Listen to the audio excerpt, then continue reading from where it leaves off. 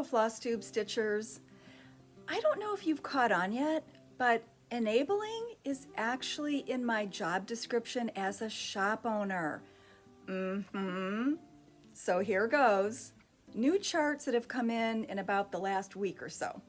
The first one was a really small automatic from JBW Designs, just one chart, but finished up 3 really cute ways. This is Christmas in the Round from Judy's series. And the model on the front cover was attached to an 8-inch wooden plate. And then this is another model that was put on a wooden snowflake. And I had purchased a wooden snowflake last year and thought, yay, I already have it. No, I realized this is the really big snowflake and this is the little snowflake. So I thought, oh, that's okay. Maybe I'll stitch it over one and put it over this. Well, no, because this one is done over one. So obviously I didn't have plans for that snowflake when I bought it last year. I just knew that some little design or ornament would be cute on that. So I'll be on the lookout for the large snowflake as well, but I'll use that small one for something else.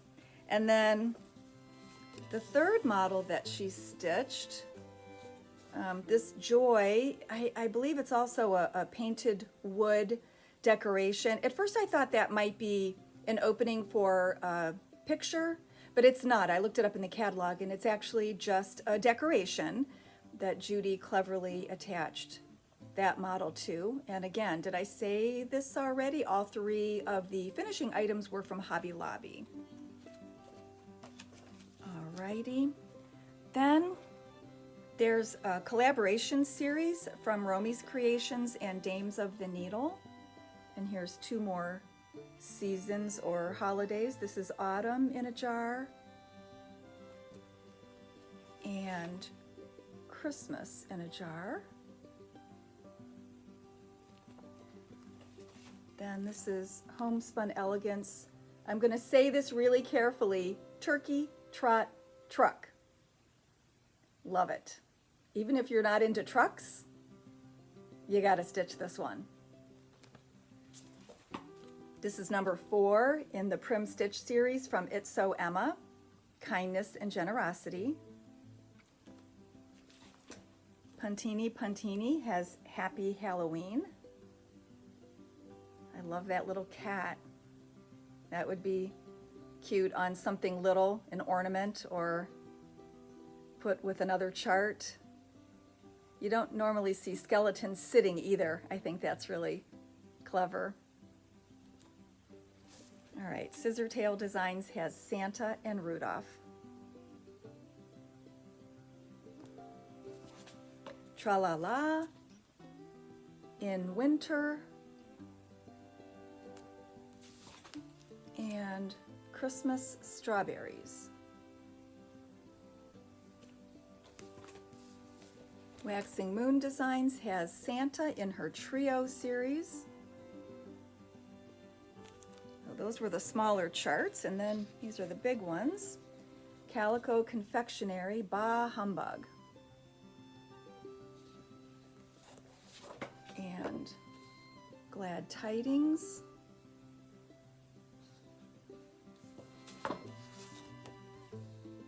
Harvest Home. I love white pumpkins. Speaking of pumpkins, and Carolyn Manning Designs, CM Designs has Spooky Spruce. And Cricket Collection has Addie's Angel. And it has this birth sampler, but you could also just put a child's name at the bottom or leave off all of the lettering, and it's just a really pretty design. You could even leave off the wings if you wanted to. But she's got a really pretty floral dress. And then the ornament version has a different dress and slightly different hairstyle. And they always generously include an extra chart with their autos. And so this is the giveaway for this week, the chart and a piece of fabric. So it called for natural light, and I have it in 16 count Aida. So if you're an Aida stitcher, that's what you will get. And if you'd rather stitch on linen, Summer Khaki is exactly the same color, and I have this in 28. So you can, whoever the winner is, can decide what they want to stitch on. And in order to enter the giveaway, just tell me who you would stitch it for. All right, and then they also had Wickedy. And then this was a Sal from Modern Folk Embroidery from 2018, and they put it out in one chart. And I just thought it was so pretty that I wanted to make sure I ordered it so I wouldn't forget. Shannon Christine has number 2 in her Christmas Club. Stitch and Needs has Autumn Quilt. Fall Black Cat. Harvest Fresh Pumpkins. And Sweet Corn. Sue Hillis Designs has Something Wicked. This is the box and smalls in this leaflet. And Something Wicked 2 has the banner in the biscornu. Twin Peak Primitives has One Nation Under God. That is beautiful. All right, then we have With Thy Needle. This came a little bit ago, so you may have seen all these photos on social media or people that advertised it ahead of time. And I do still have some charts left by the time this will be shown. I did have a lot of people pre-order, so I upped my auto to reflect that. So I do still have some. Burr, It's Cold Outside.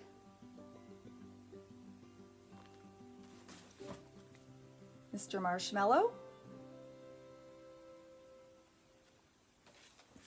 When Santa's Away. This is one of her over 1 on 25 count Lugana designs.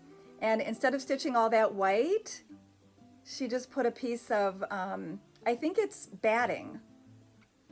Such a clever idea, and it gives a great effect. And then Winter Rose Manor is a re-release. It was formerly done as a retreat piece for Shepherd's Bush, and apparently the original fabric was discontinued. All it said was it was Weigart and it was no longer available.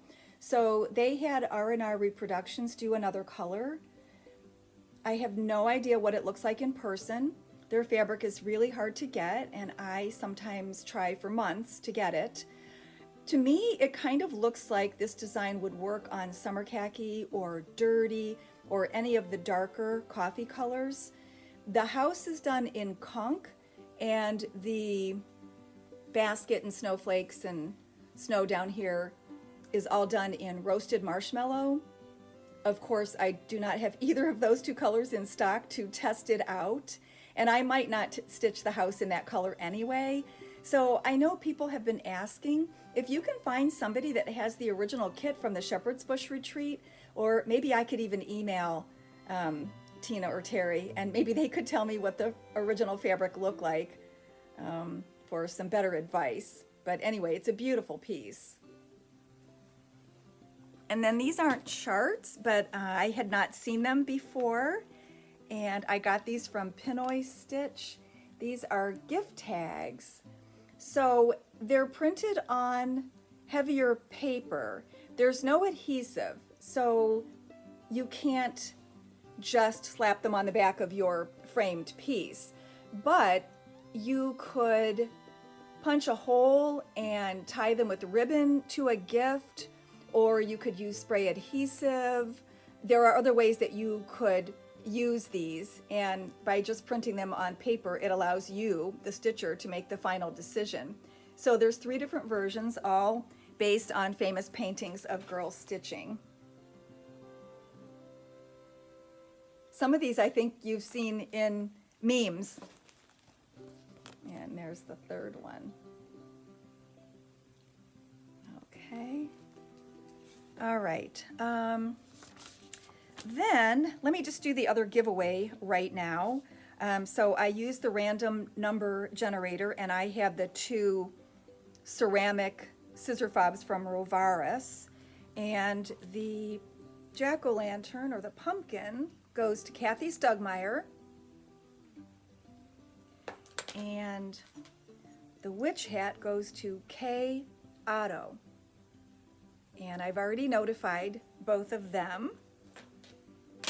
All right.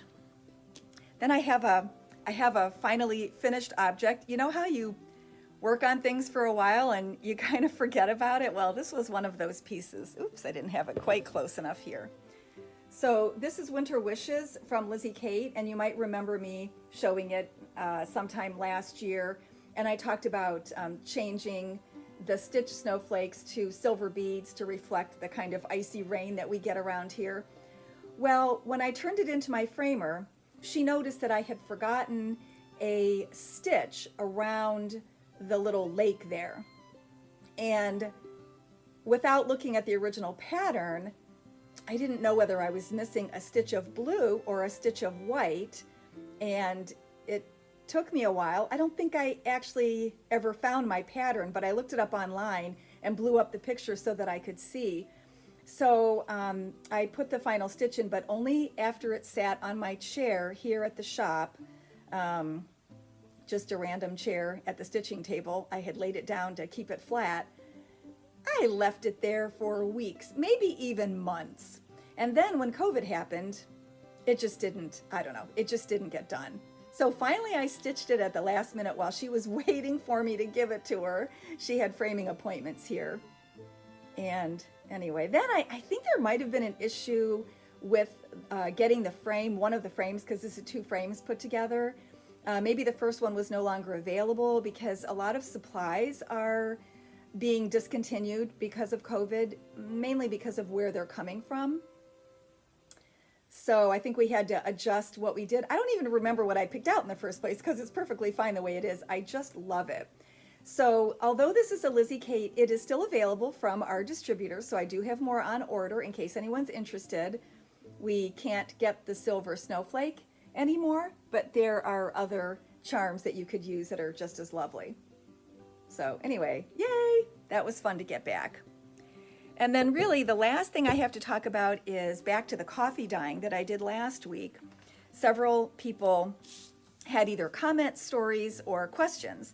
So Dee in AZ, Dee in Arizona, she coffee dyed a piece recently on 16 count Aida, and she didn't use any grounds, just the coffee, and she crumpled up her piece and put it in a Pyrex measuring glass. So that's a really good idea because everybody has those in their pantry, right? So then the other thing she said was she uses Mary Ellen's Best Press to get all the wrinkles out. And I wasn't too worried about getting the wrinkles out in my piece because I like the look of the striations in it. And I know that my framer stretches pretty tightly, so I don't need to have it perfectly pressed to give to her. I do always press my pieces before I turn them in, but I don't worry too much if there's still a faint line because I know she'll get rid of it. All right, then Scott Benson has had a really good question that I probably should have addressed. Does the coffee stain change the color of the floss as you work, or is it pretty color fast? Well, I didn't think about saying anything about that because I hadn't stitched on it yet, but I did iron the piece and I feel like heat always sets the color. So I feel pretty confident that when I stitch on that, I don't have to worry about the floss going through the stain on the fabric. Maybe it would be different if I had dyed it a really dark color and then was stitching with white. If you were doing that with a commercial dye, you would of course follow all of the instructions on the back of the package to make sure that you had it set as well as possible. Then Linda Brick asked if I had chosen a pattern yet for my coffee dyed fabric. Let me show this again in case you didn't see it.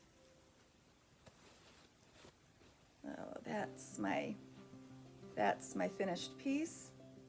And I think I obviously will do something prim. I'm not sure if it will be just a little sampler or something seasonal, But I was thinking, wouldn't it be a good idea if I chose a free chart and then dyed fabric in different styles? Well, maybe I would just stick to Aida and linen, since Lugana is always a wild card. But if I stitched on different counts of Aida and linen and kitted it to go along with the free chart, and then you would get a hand coffee dyed piece from me. I don't know. I think that sounds kind of fun. So I'm going to look for a free chart. So let me know if you think that sounds like an interesting idea. What else here?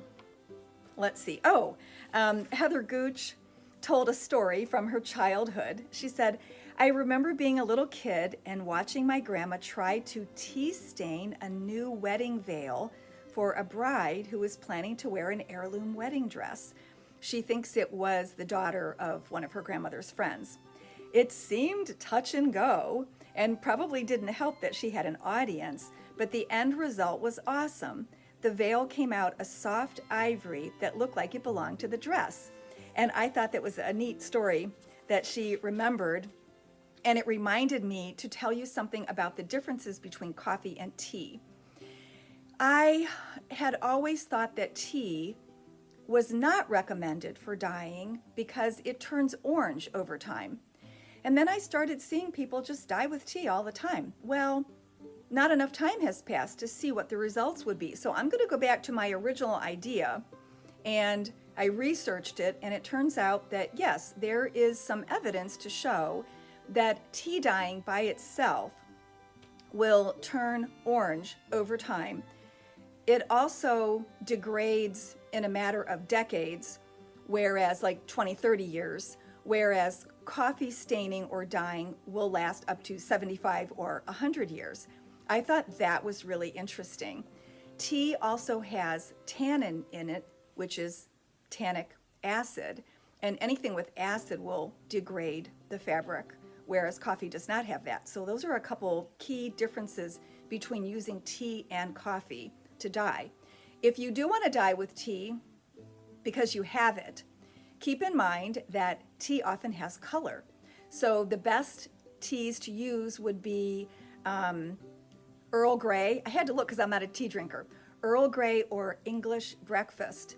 And keep in mind that anything that sounds like it's fruity will have a color in it. So if it's orange pekoe, it's going to be more orange than usual. If it's raspberry tea, it's going to have more of a pinkish tone. And you may want that on purpose, or you may not. So think of that if you're choosing tea. Another difference that was described was by Martha Beth Lewis on marthabeth.com. And she has written a lot of articles for Needlework magazines, and I think she also wrote a book or some kind of publication on how to teach in big settings, which sounds interesting. It's probably out of print because it's from the 90s. But anyway, her site has a lot of really good information on it. And I think it was on her site that I read that tea will make something look grayish or dirty, and coffee makes something look brownish and old looking. And yeah, there's some subtle differences between those two descriptions. I remember seeing dolls at craft shows where people had tea stained the face to make it look like it was an antique. And I just always thought they looked orange. I didn't care for it. I just liked the color of the original muslin. Perhaps if they had coffee dyed, it would have been a little more neutral looking and not as orange. Also, if you want to use your own vegetable peelings to dye, keep in mind that even when a mordant is added, the vegetable dyes will fade a lot quicker than other dyes. So they're not going to last for decades. So it's whether you care or not, whether something lasts that long.